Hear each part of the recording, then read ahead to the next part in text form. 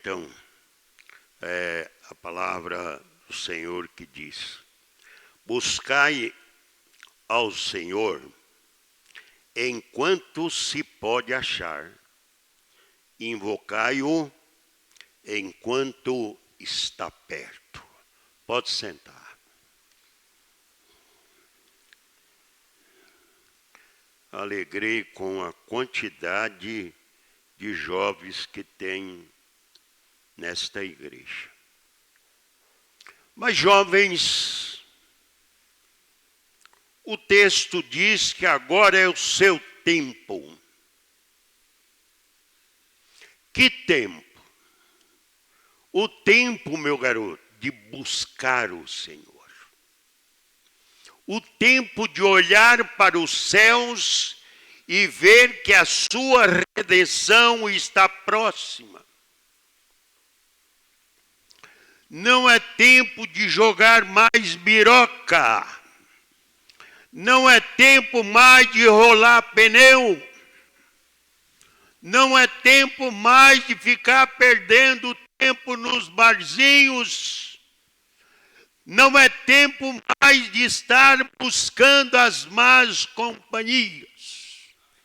A palavra do Senhor diz que as más companhias, elas têm o bom costume. Você tem que analisar que é tempo para você ver o que é melhor para você, o que é melhor para o seu futuro, o que é melhor para a sua família, o que é melhor. Meus queridos, esse foi um texto do sermão de Isaías. Buscai ao Senhor enquanto se pode achar, invocai-o enquanto está perto. Eu fui procurar, pastor, o que é esse trem de invocar, né?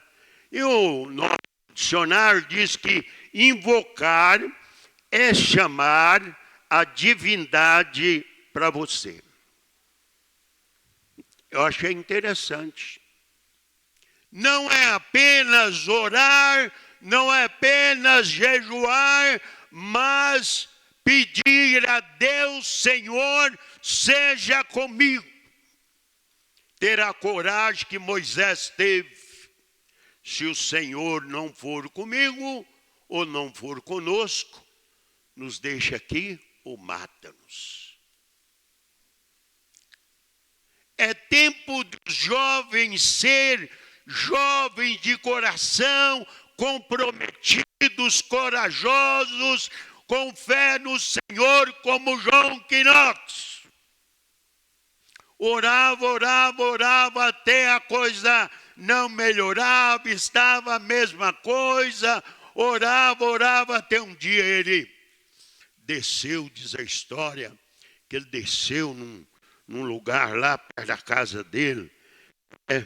Devia ser perto de alguma moita de bananeira. Eu acho que é bananeira porque lá não tem banana, aquele lugar só tem gelo. E onde tem gelo não dá banana.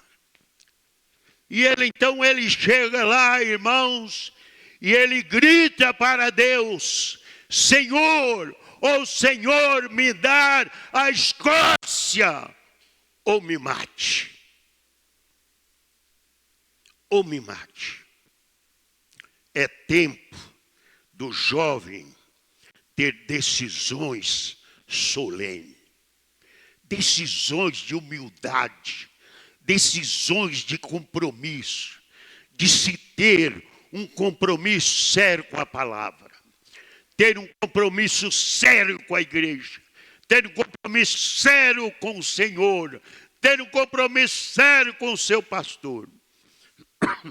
Gente, o que eu não gosto, não suporta é crente mentiroso. Em todo lugar tem esse trem. Crente mentiroso. Ô fulano, você vai à igreja hoje? Pode esperar, pastor, daqui a pouco eu estou aí. Até hoje o pastor Bobão está lá esperando. Pode esperar, pastor. Eu estou aí. Mas, rapaz, você prometeu ontem e não veio. Até uma hora. tira a gente do sério, não é? Tem um senhor na nossa igreja que hoje é diácono. E quando eu ganhei ele para Cristo, fumava, bebia, mulherengo, fazia tudo que o capeta gostava. E a mulher dele, coitada, estava se matando. E eu vi aquela situação. Aí a gente estava construindo uma das congregações e toda quinta-feira a gente ia para lá para trabalhar o dia inteiro. E ele pegou: pastor, eu posso ir toda quinta-feira com o senhor? Pode. Estou precisando de você. E ele, aquele rapaz igual o irmão João, sabe fazer tudo, irmão Geraldo, desculpa, sabe fazer tudo. Eu levava ele. Mas chama Carlos. Carlos, é assim, Carlos. É assim, Carlos. É assim, Carlos. Carlos, é isso. Ia para lá e voltava para cá. Um irmão dele, que era vice-presidente, ia junto. Até um dia o irmão dele, vice-presidente da igreja, disse: pastor, para de ficar perdendo tempo com o meu irmão. Deixa o meu irmão ir para o inferno. Eu disse: não deixa não. Eu vou com esse sujeito até o fim. Aí eu falei: hoje é o dia de eu pegar ele e ajeitar ele. Chamei ele, disse: Carlos, você sabe a palavra de Deus, certo? Certo. Eu já falei para você, certo? Certo. E eu cheguei bem no ouvido dele e dei um grito, sabe? Ou você melhora ou o diabo te carregue. Que, pastor? É assim mesmo. É assim mesmo. Meus queridos, naquela hora, naquele momento, ele tirou um maço de cigarro do bolso e jogou fora. Ficou, joga mesmo. Mas joga de coração, não vai pegar outra vez, não. Joga mesmo. E ele jogou. Para encurtar a história, hoje ele é diácono da igreja. Entendeu? Mas era um jovem, casado, jovem, que ia na igreja há muito tempo, era apenas um religioso. Nós vemos hoje, jovens, que muita parte dos jovens são apenas religiosos. Mas quando é na hora que o Senhor precisa, que é a hora de mostrar para que veio, muitos deles são jovens frouxos. A palavra diz que nós não estamos vivendo mais em tempo de frouxidão. Você lembra daquele homem lá que ia para a guerra? Lembra disso? Como é que chamava ele? Você sabe. Vai para a guerra. Ele ajuntou, parece que 27 mil jovens. Por aí, né? Aí quando ele chegou, o Senhor falou: agora você faz o seguinte: leva todo mundo à beira do mar, ou desculpa, do rio, da água lá, e eles todos vão beber água. E você observa o jeito de cada um beber água. Vai chegar aquele que bate o joelho no chão e mete a boca dentro da água. Esse você manda embora. Manda embora. Vai ter aquele que chega assim e pega água na palma da mão e está bebendo e assim. Esse você segura. Esse você segura. Eu sei que de tantos mil, sobrou 300. Ué, todo mundo estava vindo com ele? Todo estava aí, cadê os outros? Eu quero ver, meus queridos, é o seguinte, que o nosso tempo vai apertar. E eu estou te alertando. Vai apertar. Não espera nada bem, porque vai apertar. A moral caiu, o governo ele está sem caráter, os governantes, aqueles que são eleitos para nos olhar, não estão olhando nada e estamos na mão de bandidos, muitos na mão do capeta, entregando-se a suicídio. Desculpe. Eu conheço uma cidade de Minas Gerais. Lá na nossa missão, a gente sai pregando naquelas cidades todas. Eu conheço uma cidade chamada Mamonas. Quem conhece Mamonas aqui? Levanta a mão. Ninguém. Só o Geraldo. Você conhece, Geraldo? Ah, não, o Geraldo conhece tudo. A cidade de Mamonas é uma cidade, não é uma cidade grande. Mas também não é uma cidade pobre. É a cidade no Brasil que morre mais jovens com suicídio. No Brasil. Ela bate o recorde em suicídio. Eu fui lá, levantamos, mas por que há tanto suicídio nessa cidade? O pessoal diz, pastor, ninguém entende. Ninguém entende. Os jovens aqui, os pais têm tudo, não há nenhum jovem que fica na rua pedindo nada, não tem muita droga, o que tem é muito pouco. Eu disse, essa mortandade de jovem não é nada explicável, mas é explicável aonde Jesus não mora. Aonde Deus não mora, é suicídio, é morte, é condenação do inferno. Eu quero dizer para você, meu jovem, está aqui me ouvindo. A palavra do Senhor diz o seguinte, que Deus, Jesus Cristo, veio buscar e salvar todos que se havia perdido. Ele veio para isso. Não é? Lá, mais tarde, o próprio Jesus disse o seguinte, nem todo que diz Senhor, Senhor, herdarão o meu reino. Ali ele fala daqueles religiosos que vão na igreja por ir, não tem convicção nenhuma, não tem uma convicção doutrinária, não tem uma convicção de realmente o que ele quer. Ele vem porque vê os outros vir. Ele vai fazer porque vê os outros fazer. Não, você tem que fazer, porque o Senhor, Ele quer que você passe. E Ele diz, bem-aventurado o jovem, de quando eu chegar, eu achar ele assim. Mas como Deus quer te achar? Servindo. Amém, igreja? Servindo ao Senhor. Buscai ao Senhor, enquanto se pode achar. Talvez amanhã você não acha mais. Você talvez esteja visitando hoje aqui nessa igreja. Talvez se você não entregar a sua vida hoje para Jesus, amanhã você não acha mais. Não acha. Estamos vivendo, queridos, os últimos dias da igreja na face da terra.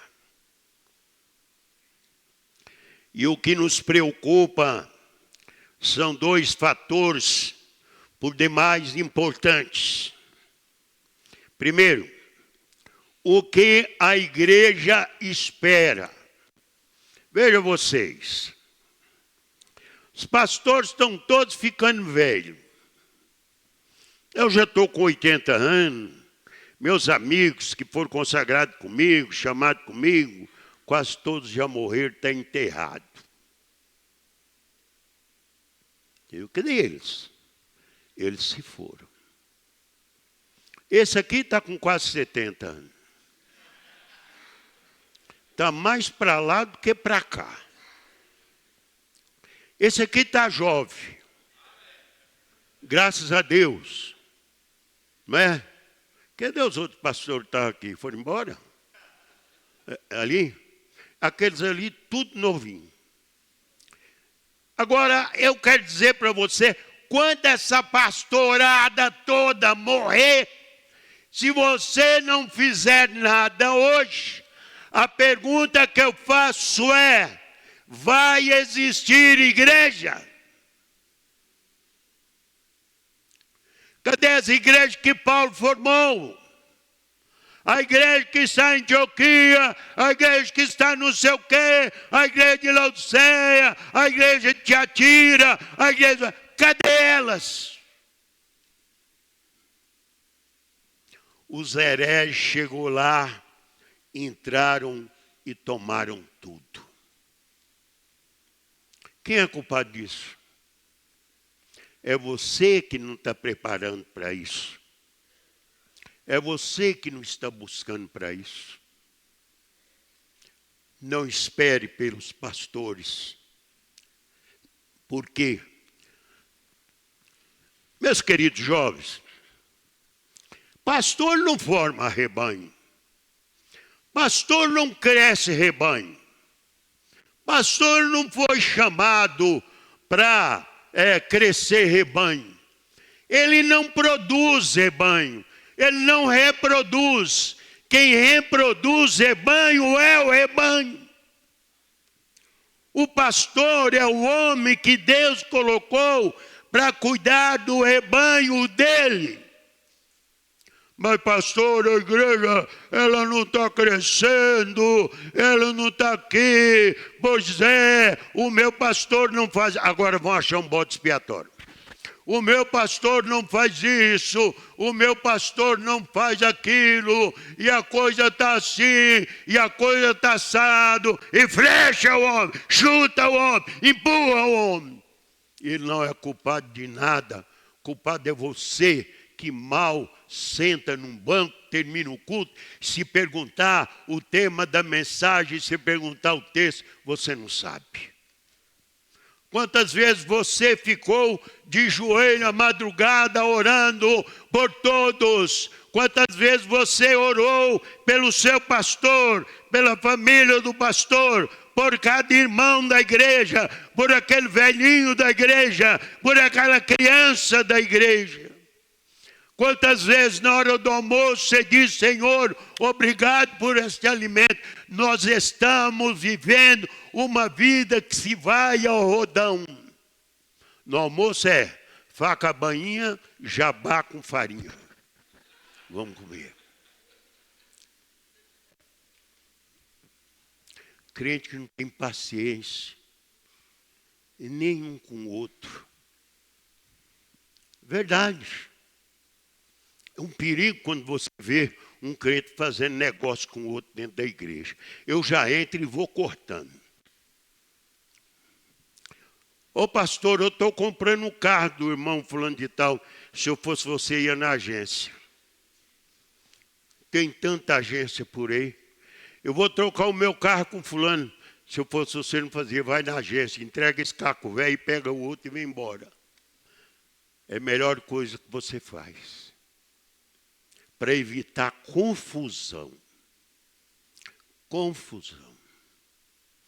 A gente tem que ter cuidado o que nós, segundo a Bíblia, o que nós devemos fazer é cuidar dos santos. Eu vou pregar sobre isso amanhã. Ou não sei, se eu falar talvez não venha ninguém. Ou seja, qual o tipo de sociedade a igreja vai ter que enfrentar? O que se espera da igreja? Ou seja, o que a igreja terá para oferecer para esta mesma sociedade odierna que está aí? A igreja de amanhã depende, irmãos, dos jovens de hoje. Ela depende de você. Essa igreja depende de você. Não depende desse homem, não depende daquele homem, não depende desses homens. Depende de cada um de nós. Ô pastor, eu não sei por quê. Chegou um dia desse, um me falou isso para mim, ele arrependeu. Eu não sei porque nossa igreja não está crescendo. Eu, irmão, é mesmo, é uma pena. Eu não vejo você aqui na quarta-feira orando. Eu não vejo você na escola bíblica dominical. Eu não vejo você em lugar nenhum. Você quer que a igreja cresce? A igreja não pode formar um ponto de encontro. Um ponto de encontro dos templistas. Ela tem que ser a reunião, o lugar aonde os santos reúnem para buscar o Senhor. Amém? Eu não sei se eu contei esse trem ontem, que eu andava muito esquecido. É o seguinte, diz que na Suíça tem uma igreja, pastor, que não tem luz igual essa. E essa igreja é muito conhecida e muita gente gosta de visitá-la. Aí um inglês quis visitar essa igreja. É uma pena que é tão perto da terra dele e ele não conhecia. Aí ele chegou, foi nesse lugar e tem um hotel perto da igreja, no alto assim. Chegou lá, perguntou ao dono do hotel, tem uma pousada aí? Tem. Chegou. Eu vim que eu quero conhecer uma igreja assim, assim, assim. O dono do hotel falou, é aquela igreja ali embaixo, ali no vale, ó. É aquela igreja lá. Igreja sem luz. Não tem luz. E o viajante pergunta para o dono e diz, ué, mas como é que ilumina para fazer o culto? Ele disse assim, daqui a pouco você fica aí, olhando para lá, que você vai ver como é que começa. Aí ele ficou. Quando deu mais ou menos 7 horas, aquele trem escureceu todo. E de repente veio uma fila indiana de mais de não sei quantos quilômetros, um atrás do outro, tudo com luzes na mão. Aquelas luzes na mão. E cada um foi chegando, entrando e sentando, chegando, entrando, sentando, outro sentou, o outro sentou, e ele lá olhando. Quando entrou o último que assentou, a igreja ficou tão clara, diz a história, que chegava a doer na vista do viajante. E ele falou, rapaz, que coisa, eu nunca vi isto. Aí é assim. E Jesus pega, quando veio aqui esse mundo, ministério terrestre dele, ele olhou para mim, para você e disse, você é a luz do mundo. Eu sou a luz do mundo, Jesus. Depois ele olhou para você e disse, você é a luz do mundo. Você é a luz do mundo. Você é a luz do mundo. Todos nós somos luz do mundo. E uma luz para iluminar, quanto mais as trevas chegam, quanto mais vem a escuridão, mais a luz é forte. Quanto mais vem as provações, quanto mais vem as lutas, mais o crente é forte. O jovem é forte. Ué, gente, o texto que o pastor leu, 1 João, não é isso? Falou tudo isso aí, dizendo, jovens, vocês são fortes. Vocês são fortes. Cadê essa fortaleza? A igreja de amanhã depende, eu disse que depende dos jovens hoje, todo mundo sabe disso, né?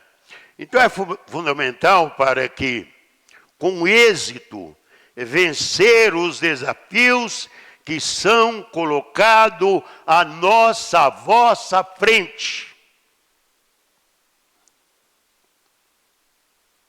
Veremos então algumas atitudes, irmãos, que os jovens precisam ter para enfrentar e vencer esses dias difíceis, muito difíceis. Primeiro lugar, o jovem precisa ser fiel aos princípios estabelecidos por Deus. Amém ou não? Amém, igreja? Vocês não gostam de falar amém, não, né? Tá bom. Mas eu sou de fora. Pode me responder. O pastor não vai me corrigir, não. Se ele corrigir, eu peço perdão para ele. E o pastor perdoa porque ele é gente boa. Observação. Deus estabeleceu a sua palavra.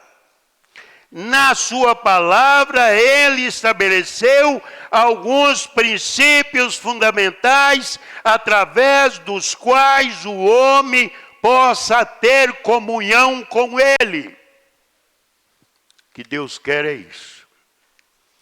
Segundo, fidelidade ao compromisso firmado com Deus. Nós firmamos um compromisso com Deus. Agora, eu vou dizer uma coisa para vocês. O homem é terrível para mancar na hora de compromisso. Eu não gosto de fazer casamento. Eu faço casamento para não perder o freguês. Mas com sinceridade, pastor, é um mentireiro danado. Porque a moça, quando ela vem ao altar, ela tem que vir virgem. Porque você tem que vestir de branco, de véu e de grinalda. E você nunca... Não, pastor, eu sou... rapaz, vai perguntar para ele, para ver. Já pulou cerca para tudo quanto é lado. Será que a fidelidade é só para a mulher? E o rapaz e o homem, cadê esse homem?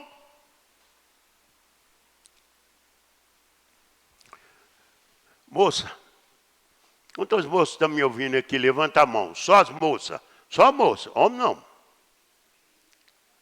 Olha, tem bastante. Não entra na dos caras, não.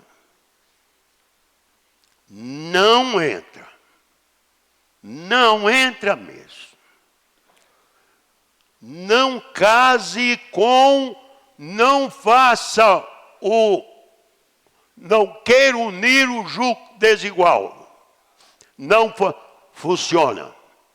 Estava na Bahia, pregando lá, e a igreja que eu ia fazer a conferência, estava fazendo um casamento um dia antes. Aí eu fui, estava lá mesmo, trancado do pastor. Eu fui. Chegou lá. Quando ia entrando na porta da igreja, ele falou para ela assim baixinho: olha, você está pensando, eu fui hoje atrás de você em tudo quanto é lugar. Eu fui nos seus cultos, nas suas reuniões de oração, eu fui em todo lugar. Mas agora, depois que selar o nosso casamento, você vai ver. Você vai cair no couro. Não vou em lugar nenhum desses, e se você gritar, você vai apanhar. Meninos, aquela moça virou.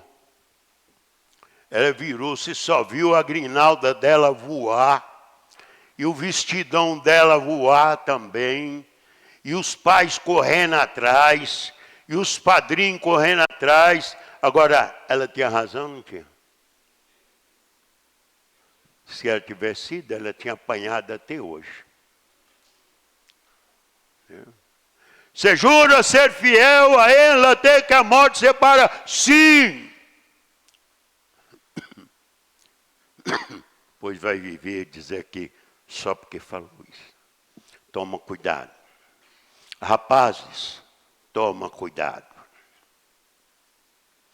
O jovem cristão tem, acima de tudo, uma aliança com Deus. Você não tem uma aliança comigo, nem com os pastores, mas você tem uma aliança com Deus. E essa aliança não pode ser quebrada. Os que quebraram, você viram o que aconteceu com eles. Lembra de Sansão? Sansão, quando nasceu, era um nazireu. Nazireu de Deus.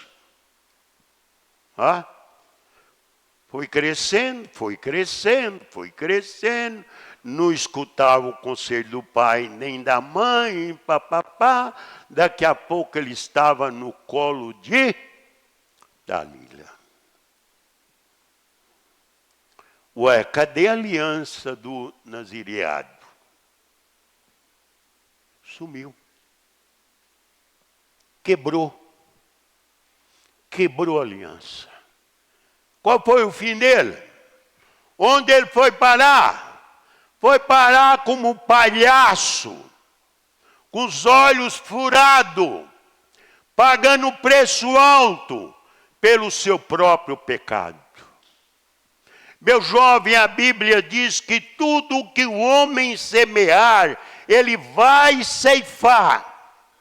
O que você semear na juventude, talvez você vai ver nascer antes de morrer.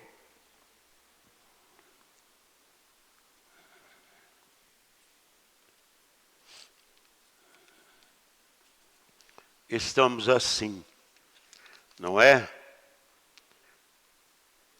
Fidelidade aos princípios é o que Deus espera de cada um. Ele era um jovem consagrado. Está lá em Juízes 13:5. Consagrado. Mas perdeu a visão e se tornou um escravo. Está lá em Juízes 16:21. Já ouvi muitos jovens falar, meu tempo, eu me arrependo hoje, mas eu não tenho coragem de voltar lá na igreja e conversar com o pastor. Tinha uma moça na nossa igreja, uma moça simples, muito educada e tal. Ela estava fazendo aula de batismo comigo, discipulado, né? Sentado, ensinando aquela moça todo dia, papapá, papapá. De repente aquela moça sumiu. Sumiu, aí mandou uma carta para mim.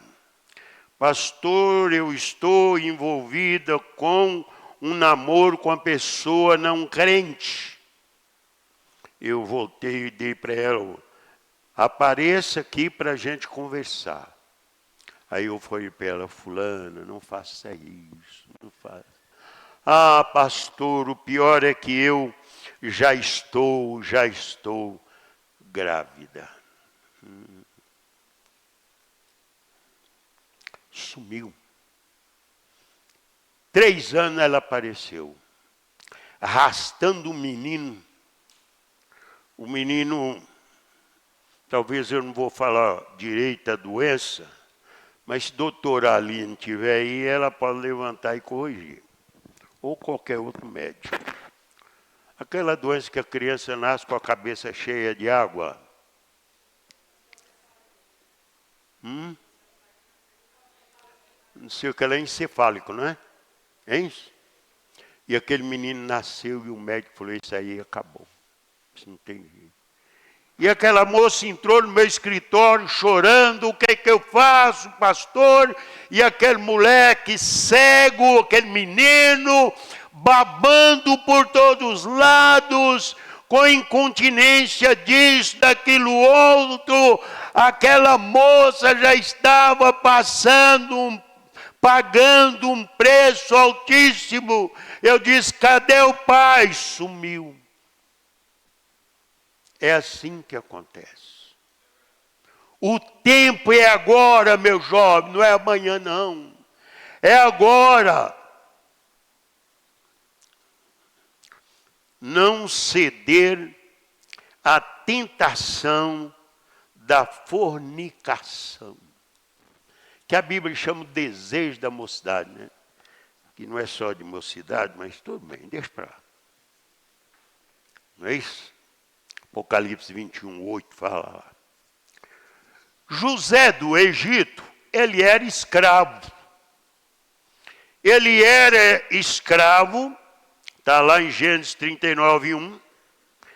Mas diz a palavra do Senhor em Gênesis 39, 7 e 8, que ele não cedeu à tentação da mulher de Potifar. Mesmo correndo, ela tira um pedaço da sua veste. Ele foi para a cadeia. Lá na cadeia ele ficou muitos anos. Certo? E lá tinha 2 presos com ele. 2 padeiros.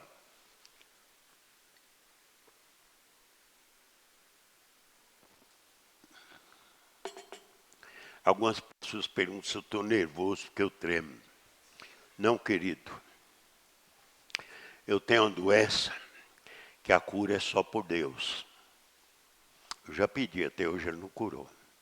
Chama-se tremor essencial. Eu já procurei os melhores tratamentos do Brasil, que está no hospital famoso São Paulo. Ele diz, quanto mais a idade chega, mais você vai tremer. Mas ela não vai te matar, não. Eu falei, tá bom. Você vai morrer com ela, não vai te matar. Fica tranquilo.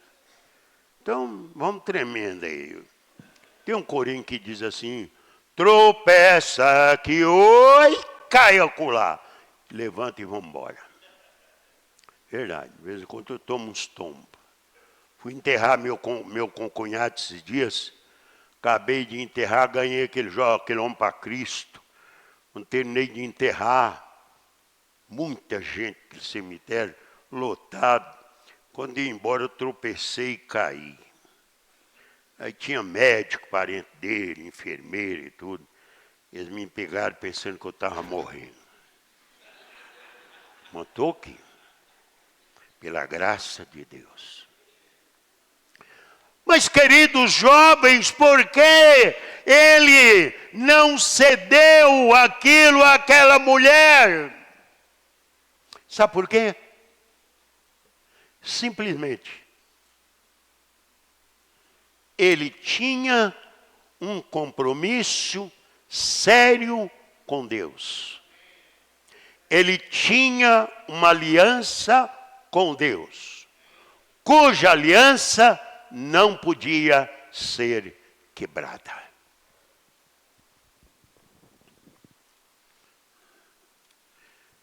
Quando a gente faz um juramento, tem que honrar. Por isso Deus pega lá, em Gênesis 41, onde Deus pega e tira, porque ele foi Deus, né?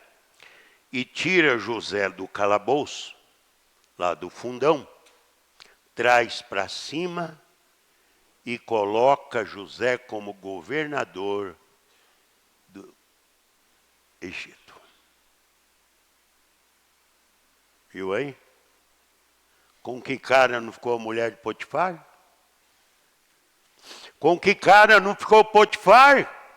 Colocando um servo de Deus na cadeia para pagar uma coisa que ele não tinha feito. E a palavra nunca diz que José foi vingar de A, B, C e D. De ninguém. Nem dos irmãos dele que judiou dele com aquela coisa. A história que toda criança sabe na escola bíblica dominical e as professoras de criança que sabem isso. Né? Enquanto você manter essa aliança, Deus é fiel em vos guardar e manter-vos de pé diante de todas as barreiras que se levantaram contra vocês. Pode acreditar. Teremos aqui alguns exemplos. Primeiro ponto que eu quero dizer é que nós devemos observar é que para quebrar um compromisso que eles tinham com Deus, foram mudado o nome deles. Quem eram eles? Mesaque, Sadraque e Abednego. O americano, quando chega no Brasil, não consegue falar esse nome de jeito nenhum. Eles falam Abednego. Abednego. O que eles fizeram com esses homens, esses jovens? Mudou o nome deles. Daniel passa a chamar-se Beltesazar. Os outros meninos, os outros jovens, passam a chamar outros nomes. Justamente para mostrar que eles faziam diferença no reino de Nabucodonosor e os outros. Tentaram atrapalhar a comunhão desses jovens com Deus. Criaram lei para impedir a oração. Daniel 6, 7. Daniel não quebrou o compromisso com Deus. Foi lançado na cova dos leões. E o que aconteceu? Deus trancou a boca dos leões. E quando no outro dia eles chegam lá, achando que estavam só os ossos de Daniel, tinha mais um lá junto com ele. Certamente nesse aparecimento teofânico, era um anjo Senhor, o próprio Deus. Estava lá com ele. Jovem, não quebre a sua aliança. Saiba que Deus está contigo. Viu? Deus pega e envia o seu anjo e fecha a boca dos leões. Mais uma vez, o rei converte mais coisas. Daniel 6, 26, 27. Também eles foram fiéis no testemunho de vida diante da sociedade. Onde você trabalha, todo mundo sabe que você é crente. Hã? Todo mundo sabe. Você já falou que você é do TBM e que seu pastor é o pastor Fabiano? Vocês já falaram? Ou você só falou assim, eu vou naquela igreja lá, aquela igreja que é toda azul, sabe? Toda azul. Eu vou lá de vez em quando assim. Ninguém vê segurança em você, você não vai trazer outros jovens. Lembra da escrava israelita? O homem era um leproso. Ele era um general. Na casa tinha uma garotinha judia que era escrava e trabalhava. Quando a menina olha para aquele miserável todo leproso, acho que nem mão tinha pé, nem pé tinha mais, coisa assim. Que a lepra vai comendo os dedos, comendo o nariz, comendo a orelha. Ela se alimenta dessas coisas. E ela olhou para o homem e disse, oxalá, que se o meu Senhor conhecesse o homem de Deus,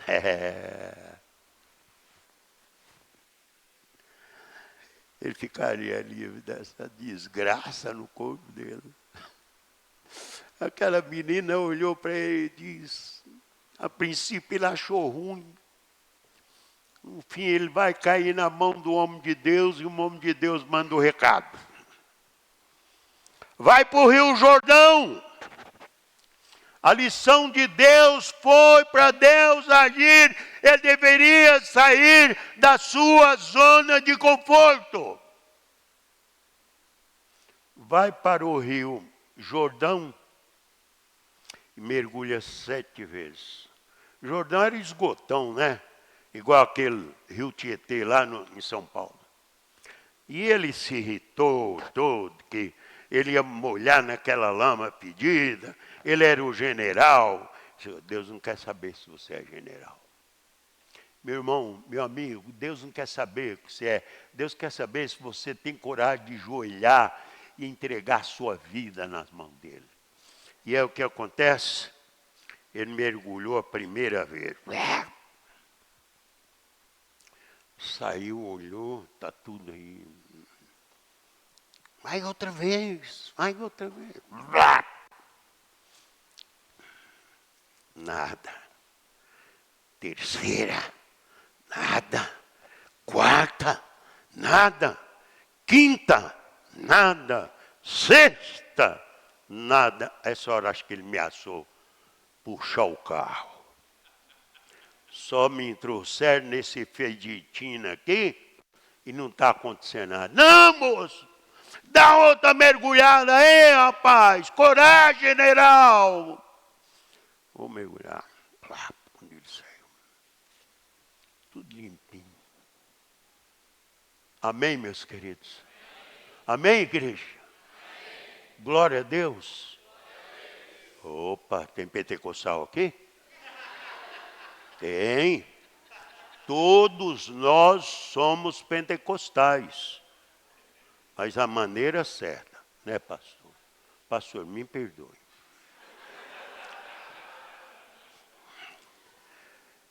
Terminando, queridos. Eu tenho algum minuto aqui, eu já passei 10 minutos. Vamos lá. Você não deve deixar apagar aquela chama do primeiro amor. Lembra do dia que você foi batizado, você desceu, saiu do batistério e você saiu com tudo. Ei, pastor Fabiano, você vai ver agora o que vai acontecer nessa igreja. Eu vou fazer isso, vou fazer aquilo, vou fazer aquilo outro. Vou fazer... Pastor Fabiano, enche-se, graças a Deus. Agora sim, agora sim. Aí ele vem primeiro domingo, terceiro domingo, quarto domingo. Ele acha que todo mundo é santo, que tem auréola na cabeça. Quando ele descobre que não é assim. Cadê o homem? Sumiu. Não deixa a sua chama apagar. Sai para as ruas, sai para os vales, vai para os valados. Lá o Senhor Jesus Cristo vai dizer para você o que você tem que fazer. Quiser ver, vai comigo em janeiro com a missão Campo Norte. 1000 e poucos evangelistas na rua, deixa todo mundo da cidade até com medo. A cidade fica verde, verdinha. Todo dia de manhã aquela passeata, cantando hino, né? E lá vai, né? Coisa mais linda do mundo. À noite, vamos para as ruas pregar à noite. Viu? A coisa é tão boa que eu morri. Eu morri. Tornei viver. Verdade. Se você chegar em Montezuma e perguntar, vocês conhecem que um pastor que morreu e reviveu? Conheço. É o pastor fulano e tal. E quando eu me acordei, me dei assim que eu estava vivo, que eu não estava morto, eu olhei para o médico e falei assim, doutor, por que você não coloca aqui um ar-condicionado, um ventilador? Esse trem aqui está muito calor. Ele disse, nem remédio tem para dar para você. O que eu dei foi o que você trouxe da sua viagem. Eu falei, mas eu trouxe Jesus. Lembrei daquele texto que eu estou convosco todos os dias, até a consumação do século. Não deixa, jovem. Siga em perseverança, orando, buscando o Senhor, recebendo a ministração da palavra do Senhor, como Cornélio recebeu. Receba bem a palavra do Senhor. Não entre na igreja querendo ouvir o pastor pregar, o pregador pregar, dizer palavra que você quer ouvir. De jeito nenhum. Ele tem que falar a palavra que você precisa ouvir. Não é a que você quer, é a que você e eu precisamos ouvi-la. Tá? Aí o Espírito Santo de Deus vai falar poderosamente na sua vida. E eu vou te contar, se você não acredita no avivamento, eu acredito. Pastores estão aqui, eu tenho certeza que eles também acreditam. Cura a sua cabeça.